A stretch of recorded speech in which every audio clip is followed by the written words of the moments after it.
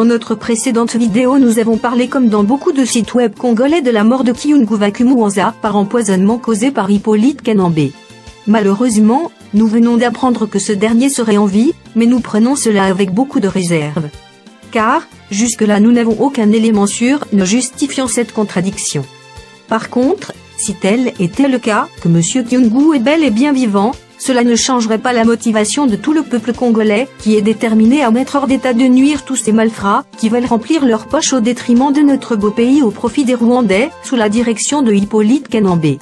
La question est maintenant de savoir si cela nous paraissait vrai, que celui-ci est vivant, est-ce que devons-nous en excuser? La réponse sera non.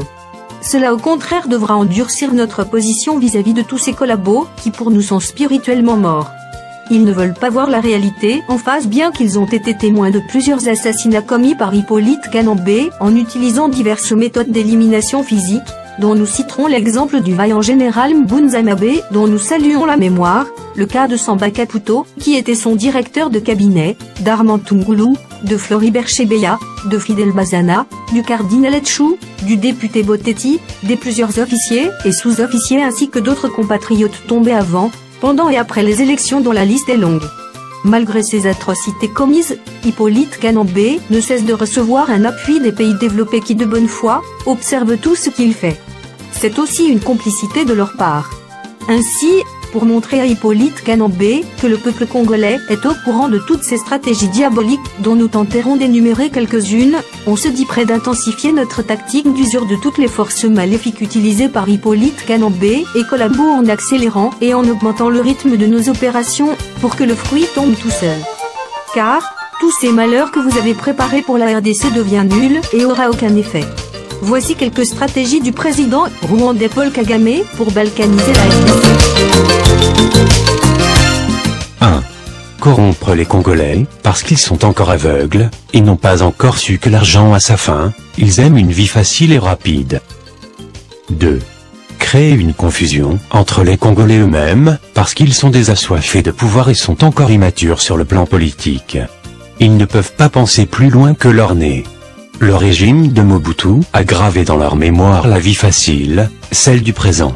Gérer l'avenir des Congolais, puisqu'ils ont de difficultés à savoir où ils vont, à quoi aboutir dans tout ce qu'ils font, voilà la raison de leur aveuglement. 3. Convaincre les Congolais de toujours refuser la voix du peuple, parce que la population congolaise ne veut pas de nous, les Rwandais, sur son territoire. Apprendre à diriger ce peuple, sous le coup du canon imposé. Lorsqu'ils s'opposent, tuer certains d'eux et les restes, pourront procéder à une involontaire reddition. Nous ne devons pas nous soucier de leur liberté de choix ou de vouloir parce que nous ne sommes pas là, pour s'aimer pour un autre but. 4. Convaincre les Congolais toujours de ne pas penser à leur nation, leur patrie. Lorsque nous leur parlons, leur montrer qu'à partir du projet que nous entreprenons ensemble, ils deviendront riches, ils achèteront des véhicules, maisons et ils seront bien. Ils oublieront qu'à partir de leur pays, ils ont plus que cela. Toujours les distraire avec la musique, les belles femmes et la bière. Pour nous, nous avions été en refuge et savons que tout cela est vanité de vanité, si vous n'avez pas une nation ou une patrie. Pour eux, ils ne doivent pas savoir cela. Trouvez toujours parmi eux des collaborateurs, marionnettes qui seront utilisées, pour bafouer la souveraineté de leur propre pays. 5. Donner aux Congolais l'honneur éphémère, et se rassurer qu'ils en soient aveuglés pour qu'ils ne puissent pas connaître nos buts, objectifs ou cibles. Trouver 4 à 5 escortes militaires, pour nos collaborateurs congolais. Ils verront en cela l'honneur, mais pour nous, nous le ferons dans le cadre de les priver de leur liberté, car l'escorte militaire sera donné la tâche de les surveiller. En d'autres termes, il mènera une vie de prison sans le savoir. 6. Lorsqu'ils voudront se séparer de nous, trouvons tous les moyens possibles de les tuer parce qu'ils peuvent avoir maîtrisé un iota de nos stratégies ou tactiques. 7. Une fois que nous avions perdu l'un d'eux, nous n'allons toujours pas manquer quelqu'un d'autre à aveugler. 8. Toujours penser à utiliser les Congolais pour démentir toutes les accusations et dénonciations faites contre les forfaits que nous commettons sur leur territoire. Les Congolais collaborateurs feront tout pour nier notre présence, afin qu'eux-mêmes puissent endosser les responsabilités, car si nous portons un démenti, nul ne va nous croire. Rassurons-nous qu'en fin de compte nous puissions conclure en disant que ce problème n'engage que les Congolais eux-mêmes et manifestons qu'on n'a aucun souci, un quelconque intérêt dans ce qui se déroule en RD Congo. 9. Tuer ou assassiner tout cela qui s'oppose à nos plans, pour que d'autres vivent dans la terreur, et stoppent de parler de nos affaires. 10. Appeler tous les Congolais qui ont de l'argent et ceux-là qui ont étudié et leur proposer le pouvoir ou l'argent. Comme le pouvoir est comme un gâteau sucré, personne ne va refuser.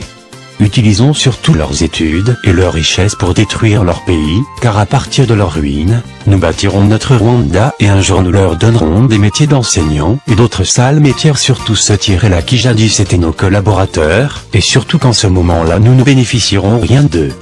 Profitons de leur ignorance, pour bâtir notre pays et détruire les leurs. 11. Utilisez toujours la RD Congo, comme notre champ de bataille, car nous n'y avons aucun frère, sœur, bref aucun membre de famille. Cela pourra épargner notre pays contre toute destruction et contribuer à la destruction de la RD Congo, comme c'est surtout notre objectif. 12. Les militaires congolais, que nous aurons convaincus, seront toujours placés sur la première ligne de front, pour leur permettre de s'affronter contre leurs frères et de s'entretuer. Cela pourra nous permettre de sauver la vie de nos militaires, car notre souci n'est que de les anéantir complètement et surtout de tuer d'autres sur le plan politique.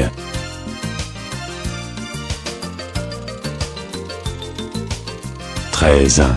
Comme nous sommes toujours peu nombreux et moins forts par rapport aux Congolais, utilisons toujours la ruse et non la logique afin de jouer sur l'intelligence des Congolais. S'assurer qu'ils sont toujours désunis pour qu'ils ne s'assemblent pas afin de nous avaler et démanteler complètement nos plans de bonheur pour nous, mais de malheur pour les Congolais. Travaillons jour et nuit, pour qu'il n'y ait pas d'unité entre les Congolais. Cherchez toujours à embourber ou salir leurs leaders, en les ralliant à nous pour qu'ils deviennent impopulaires, et finir leur carrière politique dans le vide. Quant à nous, nous serons toujours rassurés, que l'arme est là pour les diriger par la force. 14. Rassurons-nous que les Congolais sont plus forts que nous, mais il manque seulement l'unité. Leur état est bien connu comme riche en ressources naturelles et minérales, mais faisons tout pour qu'ils ne puissent pas en bénéficier. Lorsqu'ils ont gagné un peu d'argent provenant de leurs minerais, proposez le marché d'armes, pour que nous puissions négocier avec des pays fournisseurs, afin de voir comment y gagner des commissions dans la quantité à approvisionner. Une fois que le stock d'armes est disponible, leur montrer que nous avons des troupes à les aider et l'on discute le paiement, pour envoyer les militaires au champ de bataille en leur inculquant une autre idéologie différente de motivation des Congolais. Placez toujours les militaires congolais sur la ligne de front, afin de ne pas perdre nos propres frères, pour qu'ils s'entretuent eux-mêmes. Cela réduira leur force et nous donnera un jour la chance de dominer complètement sur eux. Une fois sur le sol congolais, dirigez en maître absolu et oubliez celui-là qui vous a appelé car il est d'avance faible militairement par rapport à vous. 15. Créez en eux la mentalité de guerre et leur montrer que nous sommes les mêmes, mais nous nous rassurons que tout ce que nous gagnons chez eux nous permettra de construire le Rwanda.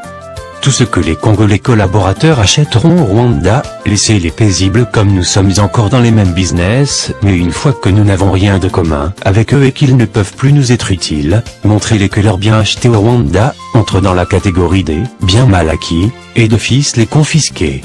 En ces moments-là, ils fuiront le Rwanda et voltigeront ou papillonneront ailleurs où ils seront démunis et se remémoreront de la gloire éphémère qu'ils ont eue avec les Rwandais. 16. Chaque fois que nous remarquons que la conscience des Congolais cherche à être éveillée, brandir toujours les problèmes aux yeux de la communauté internationale et montrer toujours le souci des Congolais de nous exterminer aux dépurations ethniques et baser nos arguments sur la défense des droits de la minorité. Directement accepter d'entrer dans la phase de négociation et pendant cette période, nous profitons de nous réorganiser, d'étudier les faiblesses de l'adversaire afin d'en constituer notre force. Étudier les stratégies et tactiques de l'adversaire, l'attaquer immédiatement et dire à la communauté internationale qu'ils nous ont attaqués en premier lieu et quant à nous, ce n'était autre qu'un cas de légitime défense. 17. Tout ce qui nous montrera que nos plans sont mauvais, macabres, ou bien que nous ne devons pas provoquer les Congolais, nous nous débarrasserons de lui. 18. Mettre toujours dans la mentalité des Congolais, que c'est le Rwanda qui détient la clé de la paix, pour la RD Congo. Cela permettra aux nombreux Congolais de chercher toujours de l'aide auprès du Rwanda et ceci permettra toujours l'essor du business que nous entreprenons. 19. Si les Congolais se battraient pendant 100 ans, c'est leur problème. Après ces 100 ans, le Rwanda deviendra un paradis. 20. Servir proprement et nous assujettir auprès des pays développés qui nous appuient. S'assurer que nous n'avons aucun problème avec eux. Les gérer de sorte qu'ils ne puissent pas nous abandonner. Même si ce sont eux qui nous ont causé du tort, allez vite leur demander pardon, pour ne pas susciter leur colère, qui sera la fin pour notre entreprise machiavélique. S'ils veulent que nous puissions devenir leurs épouses, nous accepterons bonnement de le faire pour que nous puissions atteindre nos objectifs. 21. Se rassurer que dans tout ce que nous gagnons en RD Congo, ceux-là qui nous appuient, aient une portion à eux. 22. Montrer aux Congolais, par nos déclarations, que nous sommes très forts pour semer en eux la terreur et à ce moment-là, ils auront peur de nous affronter. 23. Tous nos collaborateurs congolais n'auront d'arrangement qu'avec nous, ils ne devront pas savoir les relations qui nous lient avec ceux-là qui nous appuient. Une fois que nos collaborateurs congolais deviennent plus liés à nous, ne pas leur permettre d'effectuer d'importants voyages dans des réunions importantes en rapport avec notre commerce de la guerre. Trouver pour eux une escorte militaire de partir avec eux. Instruire l'escorte Coca ou nos collaborateurs avancer une idée, un argument contraire à notre philosophie, que l'on planifie autrement pour eux. S'agissant d'une déclaration à faire sur les événements en place, au niveau de l'échelon international, choisir un collaborateur, pour défendre notre honneur, et l'appeler pour le préparer afin de l'orienter pour ne pas aller en dehors de notre philosophie ou nos objectifs.